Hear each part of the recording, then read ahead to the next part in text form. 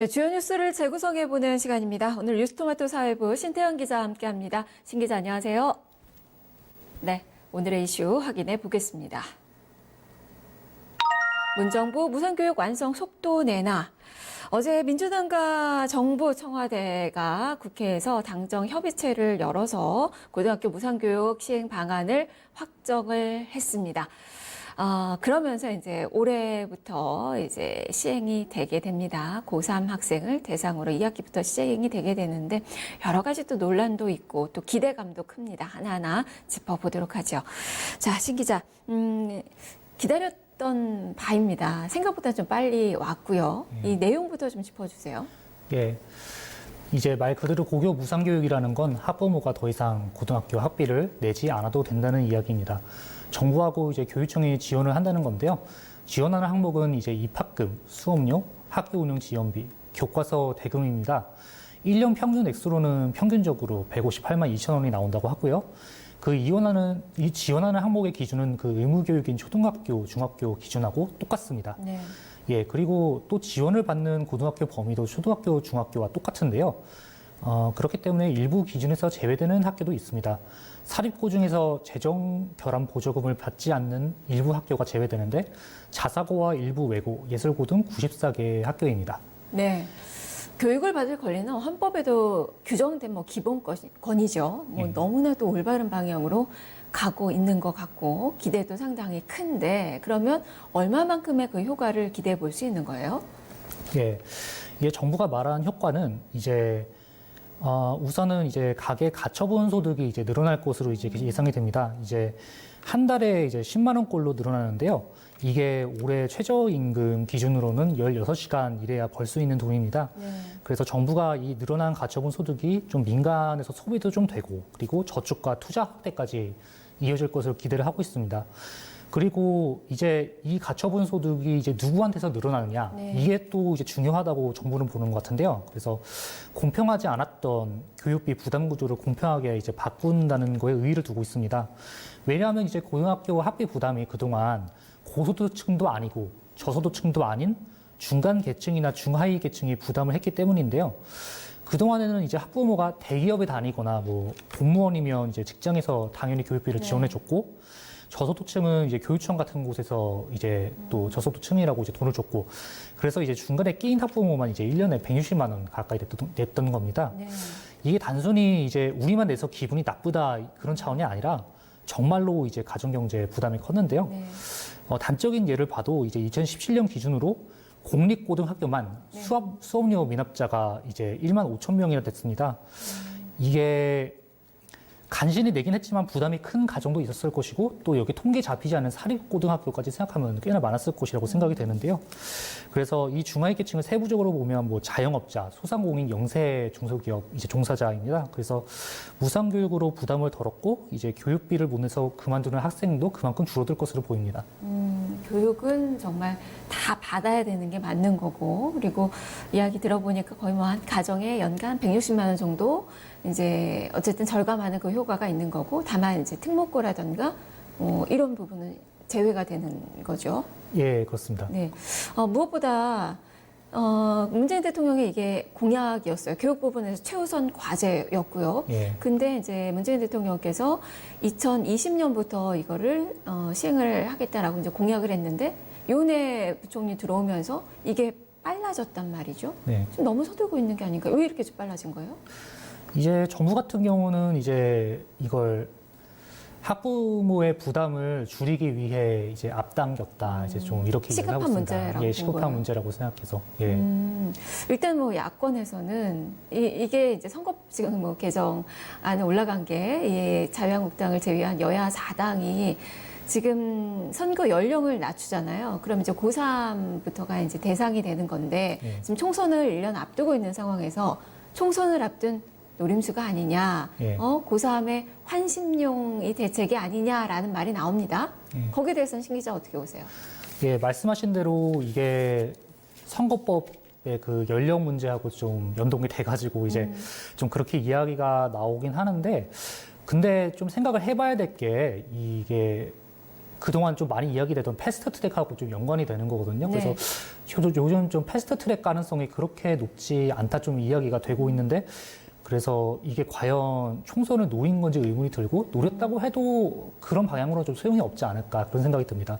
그래서 제가 생각하기에는 이게 고3 우선 도입이 선거를 겨냥했다기보다는 네. 그냥 고교 무상교육 자체가 좀 이제 정치적 의도가 있지 않을까 그렇게 생각하는 게 좀 더 자연스러울 것 같은데요.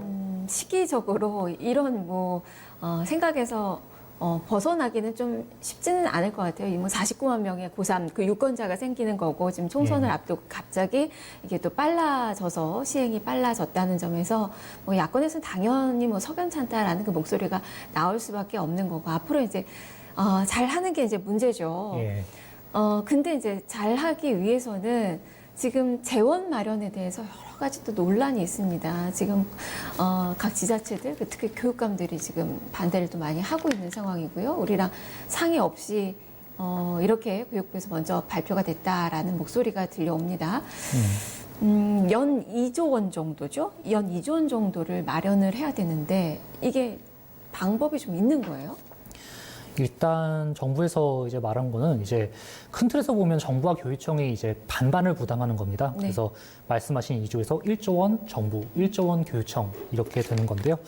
이제 이 2조 원은 이제 고1부터 고3까지 모든 학년이 이제 받을 때 그 금액이죠. 그래서 세부적으로 들어가면 지방정부가 1,000억 원을 부담하지만 이거는 좀 제껴두고라도 이제 국가가 부담하는 금액은 증액교부금이라는 방식으로 지원하는데 네. 증액교부금이란 부득이한 어떤 수요, 부득이한 어떤 항목이 생겼을 네. 때 따로 교부할 수 있는 지방교육재정교부금입니다. 그래서 중학교가 의무교육이 될 때도 이 항목으로 재원을 확보했다고 합니다. 네. 예. 다만 이번 2학기는 이제 세수 상황을 감안해서 교육청의 자체 추경으로 이제 부담을 하는데요. 이번 2학기에 들어가는 돈은 3,856억 원으로 이제 나오고 있습니다. 그래서 이게 재원이 문제라는 지적이 나오긴 나옵니다. 그래서 무엇보다 이제 당정청이 이제 구체적으로 언급한 재원의 지속 기간이 네. 2024년까지 5년입니다. 네. 내년부터 2024년까지 이야기고요. 그리고 국가와 교육청이 반반 부담하는 것도 5년. 네. 국가가 아까 말씀드린 증액교부금을 편성하는 것도 이제 5년으로 돼 있어가지고, 그래서 이제 전국 교육청에 떠안는 고교 무상 분담 금액이 정확하게는 9,466억 원입니다. 네. 그래서 전국에 이제 그 증액 교부금을 빼고 9,400억 예. 원대가 되는 거죠. 네.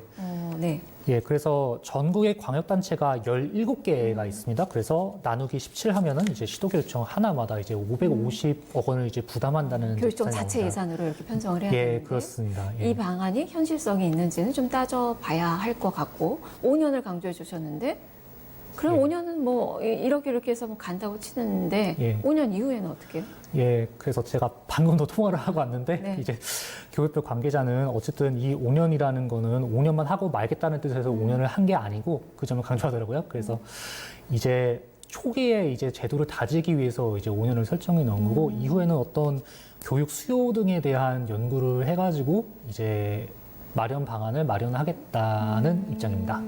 일단 그 비용을 교육청이 지속적으로 이걸 뭐 부담할 능력이 있는지를 좀 봐야 할 것 같고 이 누리과정 사태가 이렇게 되면 재현되는 거 아니에요? 지난 정부의 그 예산을 어쨌든 교육청 쪽으로 떠넘기려 해서 뭐 보육 대란이 일어났었잖아요. 예. 여기에 대한 우려는 없어요?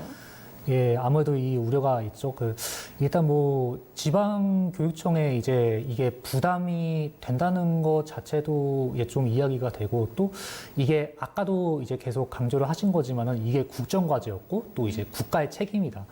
좀 이렇게 계속 많은 사람들이 이야기하는 상황에서 이거를 반반이라지만 이제 교육청에 이제 이거 넘기는 게 맞느냐 하는 네. 그런 문제도 이제 나올 수밖에 없거든요. 그래서 이제 누리과정도 이게 지난 정부에서도 몇 년을 끌다가 무슨 휴업을 한다느니 막 그런 얘기가 또 나와가지고 참 난리였는데 그래서 결국 결말을 생각해보면 국가가 부담하는 방향으로 결말이 나지 않았습니까? 네. 그래서 지금 교육청들도 뭐 이제 협의가 부족했다고 그쪽에서 주장하지만 어쨌든 대승적인 차원에서는 일단 넘겼는데 이제 이거를 어떻게 좀 합리적으로 부담을 해야 할지 좀 누리과정 사태로 가지 않게 해서 좀 논의가 있어야 할 걸로 보입니다. 네. 그렇다면 정말 좀 넘어야 될 산들이 좀 있어요. 일단 국회를 잘 통과할 수 있을지도 문제고, 잘 이 계획이 순항할 수 있을지, 남은 과제는 뭐라고 보세요? 예, 일단은 이제 교육청에 부담을 해야 하는 이제 고3, 무상 교육부터 이제 순항을 해야 하는 게 좀 네. 관건이라고 보이는데요. 이게 우리나라가 지방자치제다 보니까 이제 17개 시도 모두에서 좀 이제 조례가 마련되고 추경을 설정해야 하는 상황입니다. 뭐 일부 시도는 이제 뭐 조례를 이미 만들어 놓은 곳도 있긴 하지만 이제 이게 정부는 이제 뭐 큰 문제가 없다고는 하는데 그렇다 어쨌든 17개 중에서 하나라도 이제 좀 못하겠다. 저희 이런 식으로 하면은 네. 그것도 좀 논란의 대상이 되겠죠. 예. 그리고 말씀하신 대로 이제 법률을 통과시켜야 이게 좀 시행이 되는데요. 이번에 저 고3의 그 일부 시행을 제외하고는 이제 내년부터는 이제 법이 통과가 돼야 하는 상황입니다. 상반기 통과 목표인데 이제 뭐 제1야당인 자유한국당도 이 정책을 반대하는 게 아니라 이제 좀 이제 의도가 있는 게 아니라 이런 식으로 취지는 때문에 너무 좋죠. 여기에 예. 반대할 상황은 아닌데, 자유한국당 예. 말씀해 주셨지만, 자유한국당은 사실 두려움이 좀 있을 것 같거든요. 아무래도 이제 그 중학교 무상교육이 노무현 정부 때 했던 거 있었고, 그 다음에 이제 오세훈 시장이 이제 강조했었던 무상 급식이 관련돼서 다 사실 자유한국당 입장에서 치명타를 입었기 때문에 이번에 이 무상, 고등학교 무상교육도 순순하게 이걸 뭐 잘 되게 하기는 쉽지가 않을 것 같거든요. 국회 상황도 녹록지가 않고요. 예, 뭐 그래도 일단은 지금 말은 이제는 정책 자체는 찬성한다고 했기 때문에 네. 일단은 예, 지켜봐야겠지만 현재까지는 그래도 통과할 수 있지 않을까 일단은 생각합니다. 예. 일단은 또 신 기자는 긍정적으로 이제 예. 전망을 좀 바라보고 있네요. 알겠습니다. 말씀 잘 들었습니다. 네, 이렇게 신태현 기자와 살펴봤습니다. 무상교육 실현은 정말 뭐 바람직한 방향이라고 할 수 있겠죠. 다만 오늘 이 시간에도 짚어봤지만 재원 마련에 대해서 또 국회 통과 뭐 이런 부분에 대해서 남은 과제들이 좀 있습니다. 정말 꼼꼼하게 좀 따져서 좀 치밀한 계획으로 잘 통과가 돼서 또 우리 기대대로 무상교육을 우리 고등학생들이 잘 받을 수 있었으면 좋겠네요. 자, 지금까지 뉴스를 재구성해봤습니다.